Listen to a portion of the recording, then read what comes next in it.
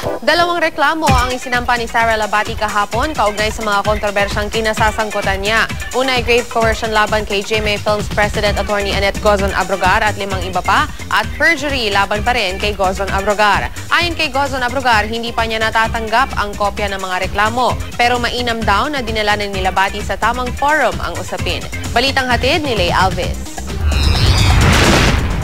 May ka ba na totoo lahat ang mga sinabi mo rin? Kasama ng kanyang abogado at ina, nagsampa ng reklamong grave coercion ang aktres na si Sara Labati laban kay GMA Films President Attorney Annette Gozon Abrogar at 5 iba pa sa piskalya ng Quezon City. Pinuwersa daw umano siya sa pamamagitan ng pananakot na pumirma sa co-management contract sa Icon Celebrity Marketing.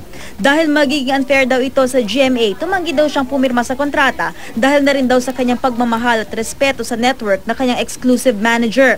Pero matapos ang kanyang pagtanggi, naging mahirap na umano ang working environment niya.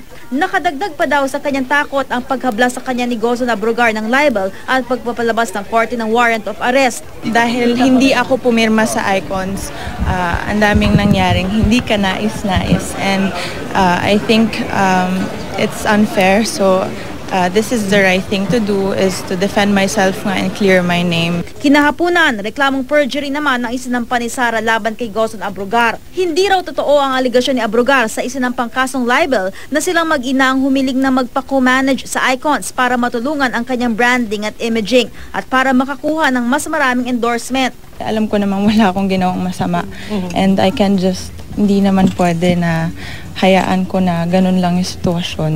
So, kaya po ako dito umuwi ngayon para maasikaso na yung mga dapat asikasuhin.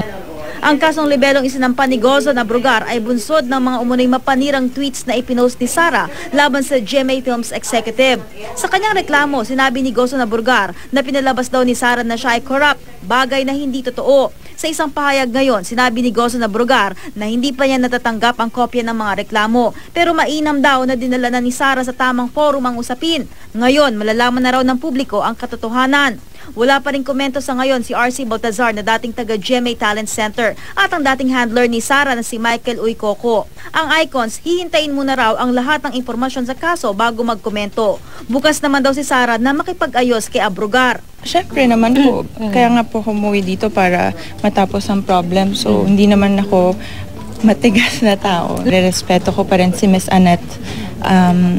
And I'm grateful to her kasi syempre, kung wala naman ng GMA, hindi naman ako kilala na Sara Labati. But meron din mga bagay na kailangan ayusin. Hindi naman nakaiwas si Sara sa tanong ng media kung may katotohanan ng balitang buntis siya o di naman kaya ay nagsilang na siya ng anak nila ng nobyong si Richard Gutierrez habang nasa Geneva, Switzerland siya. I'd rather not comment on things that are not related sa case. Let's not get distracted sa mga issues na hindi naman walang kinalaman sa case. Paulit-ulit, Tito Gorgie. I said na I'd rather not comment on things that are not related. So thank you. I said everything na.